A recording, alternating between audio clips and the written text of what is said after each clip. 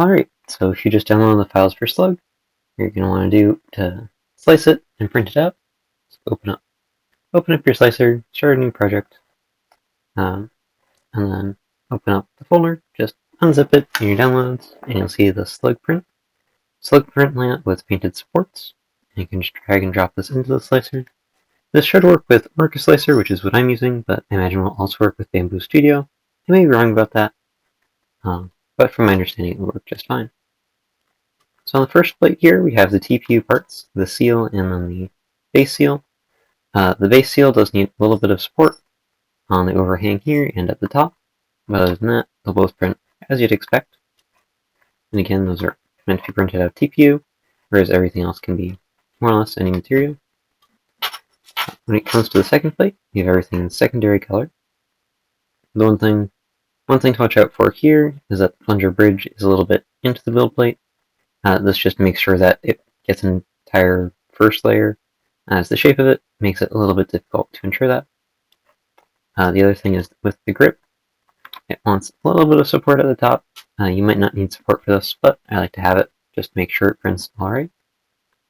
The other thing is if you're worried about strength, adding an extra wall loop or two on this could be helpful, but I found that the default 3 wall loops works just fine.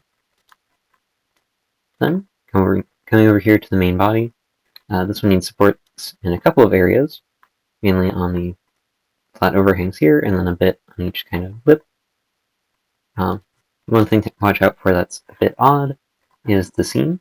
In the project file, I've painted it to the side, but mainly you want to try and keep it off of these inner corners here, right there, and right there, where the shell gets locked in, because if the seam ends up on there, it can make the ejector not work as well, or at least need a bit more wearing to work. So that's that part. And then if we move over to the orange parts, the main thing here is the ejector should be pretty high number of wall loops and high infill, as this part is under a fair amount of stress when you're ejecting shells. The other parts are under some stress too, but not as much. Also with the ejector, you want to paint some supports on the bottom surfaces, make sure they count alright. And when it comes to the T-pole and trigger, I've given them extra wall loops and infill in the project file, but I don't think they need it for most practical uses. Alrighty, let's get started. So now we're going to move on to actually building it. As you can see, I have all of the printed parts laid out here. I also have the extra shell and Mega XL Dart, just to show you guys later. In my case, I'll be building the 788 and K31 variant. For me, I found this just had, well, would make the blaster do what I wanted the most. You would probably find just 788 will do well for a lot of people, but this combo will do the Mega XL quite well and is still lighter than the K25 and 788, and, lighter than the K25 and K31 version, which you might otherwise choose. When it comes to tools you'll need for assembly, you'll need an M2.5 Allen key and a Phillips head screwdriver. In my case, I'm using a flathead. I also have some odd hardware, so I also have an M2 for some of the smaller screws, but you should just need the M2.5 Allen key and the Phillips head or flathead screwdriver. I'd also highly recommend some thread locker. There are 4 of these 8 screws, which I found can come loose over extensive periods of use. Mainly I found these during the FPS testing, so they may not be as likely to come loose during gameplay. There's only one screw that I would say it's absolutely necessary for, while the others are still just a good idea. So now let's get into the build. We're going to start by assembling the trigger. As you can see, I have my screws right out in length. These may come in an organizer in the future, but for now I'd recommend doing this so it's easier to follow along. So we're going to grab at least one of the second longest and then the longest of our bevel-headed screws. The longest one is going to go into this nice spot in the bottom there. Again, for you this would be a Phillips head. In my case, that's an M2 Allen key. I'm just going to tighten, screw that all the way down, and depending on your print tolerances, this might just slide right in which case, good for you. But if it doesn't, then screwing in shouldn't cause any problems. Certainly not that I've found. These particular parts have been used in the high spring variant and have had no breakages or anything like that because of it. But screwing that all the way in, and you'll see it'll end up a little bit down from the surface there, and you will see it in the front. I'll take that other one and put it in the hole at the top. Again, it might slide in nice and easily, but if it doesn't, then that is no worries. We're just going to tighten that all the way down. And obviously, if you have an electric screwdriver, such as the one I have here, you can do this just as easily with that. In my case, that doesn't work so well for filming, and this being such a short build anyways, talking through it and screwing things in makes just as much sense. Bring it all the way in, and it'll go in and be at that angle there. Top should be flush, the screw head should be within the part as opposed to protruding from it. So now we have that together. Next thing we're going to put together is our little grip here. Set that to the side for now. For this, you'll need the one O-ring, 2 of M3 nuts, and the 2 shortest screws. Whoop. Now, these are 2 of the ones that I would recommend putting thread locker on, which we'll get to in a second. In my case, I'm working with an older version of the files, so the hardware all fits a little bit differently than you'll find it in yours. In yours, these should be slightly looser press fit, whereas in mine it's just a little bit tighter. And a pair of pliers can be helpful for this, but I'd say is not necessary for the build overall. So there we go. And then we can put the O-ring will go in around like that. It'll like to spring up, so it can be easiest to hold it down and then slide the grip top over it, like so. But we're going to put thread locker on this. It'll be easier to do that before sliding the grip on there. Just try and put, well, that is definitely enough. There we go. Some thread locker in each of those. Just shaking it through a little bit. And then O-ring is going to go on top. I'll slide the grip on. You'll see I have the gap there and the gap there. Those are going to end up on the same side. And it'll line up all nicely. And now's the part where you really want to have a long screwdriver. In my case, this Allen key has a ball nose on it, which makes it nice and simple. So I can get at it like that. But if you have a long enough screwdriver like this one, then you can just go in from the top, and that will reach just fine.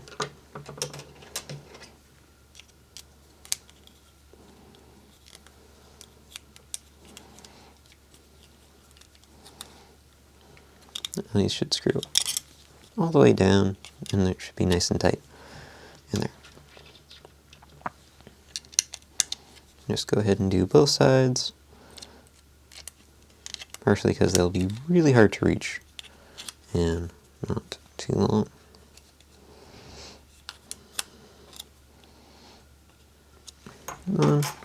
Take an extra paper towel or something. In my case, I'm just going to use this tissue to wipe away that stuff, as there should be enough in the threads at this point. So now that's all nice and secure. Now we're going to put the trigger in here. Just grab one of the nuts and one of the second shortest screws, and then grab the trigger. And for this, we're going to bring it in through the top here, and then that little hook is going to go around the O-ring. And I'm just using my thumb in the back here to kind of ease it into place. There are definitely other ways of doing that, but this is one way. And the M3 nut will go on the right-hand side, and the screw will go in from the blaster's left.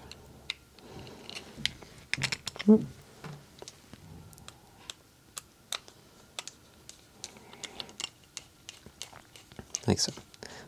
This is another screw where I found it can work itself out over time, but I am less worried about it, as it's pretty noticeable and won't cause any issues with using the blaster, whereas these ones loosening could do that as time goes on. Whereas this one will loosen and still be usable, so you can just fix it after the round or at the end of the day. But now your trigger should move nice and easily, with no resistance or anything like that beyond just the O-ring springing it back. And with that, you can go ahead and slide our plunger tube in. I found a really good way of lubing these is just use some super lube, put some dabs around the edge of it, and then that will get forced through by the plunger head. But you can lube it however makes sense, or if you have a way that's worked for you in the past, that should be fine. The carbon fiber tubes are not particularly special in any way when it comes to that. But that'll just go on the top, and push it all the way down. It'll be flush right there, and then protrude out the top in the back, like so. Now we're going to do the plunger head and spring install. So another M3 nut, another of the second shortest screw, little plunger guide here, and then the seal. For the record, the seal is currently in TPU. I could see that changing or there being other versions, but for the moment, this is the version that there is. And of course, you can order them with your hardware kit if you're assuming you're ordering your hardware kit as opposed to sourcing it yourself. Now, one thing to keep track of is the M3 nut in here. Certainly for mine is a bit loose. For yours, it should be harder. It should be harder for it to fall out, but it might still fall out. So you'll want to keep the left side of the blaster facing up for now. You'll need to pull the trigger. Just put the plunger rod in. And we'll take our two springs, nest those together. One thing to note here is if your springs have cut ends or both ends are cut, you want to make sure that the cut end is not resting on the trigger at the bottom of the plunger tube. So if I were putting the cut in for the bottom, I'd want to make sure that the cut end goes to the back and not to the front, as that ending up on the trigger can cause some issues both when it comes to blaster catching and releasing. But all the kit size and I'll be trying to keep a cut end on at least one side of the spring, on only one side of the spring, and the other end should just be the squared off. And the cut end of the spring being the plunger head has not caused any issues so far, and I don't think it would in the future. But we'll take the squared end of our springs, put those towards the bottom of the plunger tube. Those will just slide right over. Let's set that down for a second. Take our screw, put it through the plunger head. Mine is all covered in lube from being used. Put through the plunger head seal and the plunger head itself. And then that will go on top. And that screw will line up. Should line up pretty nicely. And we're just going to tighten that down until the screw doesn't want to go any further. The TPU seal will flex a little bit from this, but I haven't found that to cause any issues with the seal or any performance losses like that.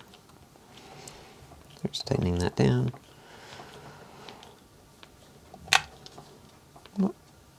And there we go. And that should slide nice and smoothly. Now here you can do a good check to make sure everything's working. Bring it back, and it should catch and hold. And then to check that it releases, you don't want to be pulling on it all, just holding it so it's not going to shoot forward. And there you go. So we're all good there. And you can continue assembling it. So next things we're going to get ready are the plunger bridge, which is pretty simple. This is a TPU part, so it's a little bit squishy. And then we have the brace for it itself. And they will just squeeze together nicely like that, with these two gaps. We'll just line up there in a minute. And then this will end up on the inside of the main body piece. So even the main body piece, we're actually going to go ahead and put this in there now. I'll just go in from the bottom with a slight angle backward, and then you rotate it forward, and the seal should stick out a little bit from that face to seal with the back of our shell, but not too much. And then you'll see the bottom seal with a little bit of a gap for the plunger tube.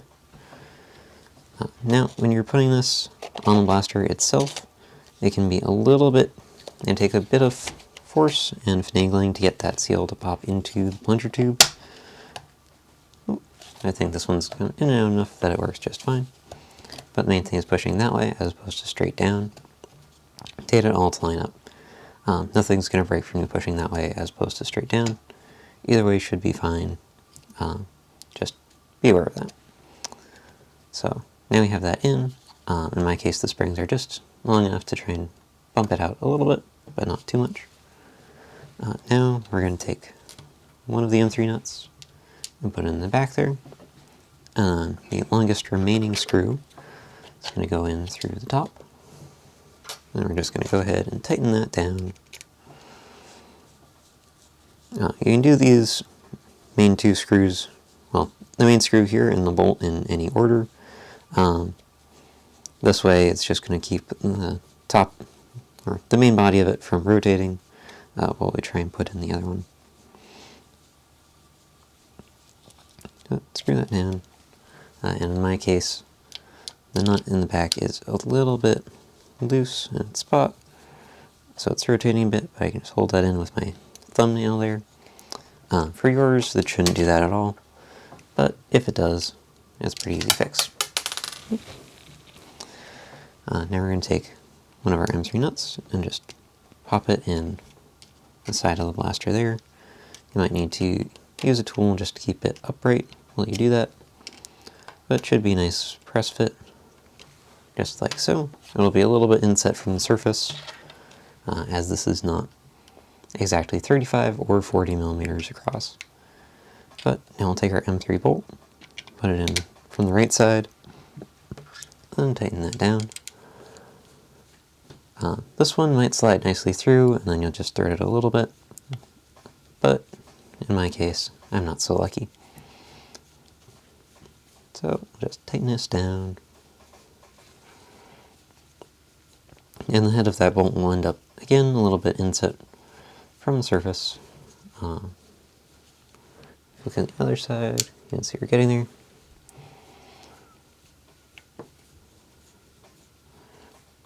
You just tighten that down with a little bit of force. Over tightening is not likely to be a big issue, but could be one. And you can see that they're about flush on that side, a little bit inset there. The last part to put in is the ejector, one of the fun fidgets of the blaster, I guess. So we're going to put that in from the front. There's this little tab which needs to end up on the outside of it, so just make sure that that's how that ends up laying in there. And then I'm going to start the screw. Now, this is the other one which I would highly recommend putting thread locker on. So we're going to go ahead and do that in a second here. So start that. Put our last M3 nut in there. I'm going to put a little bit of thread locker on there. Shake it up just in case.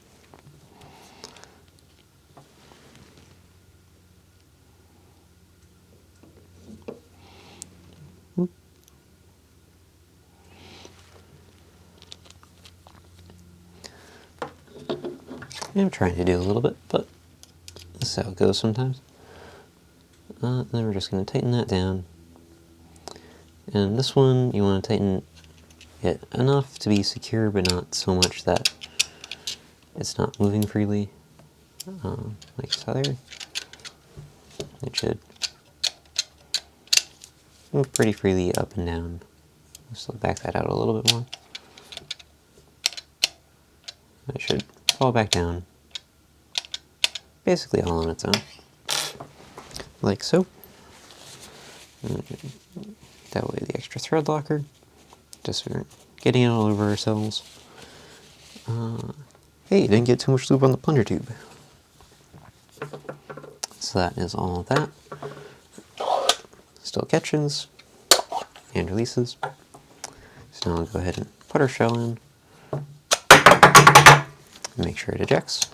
just like so.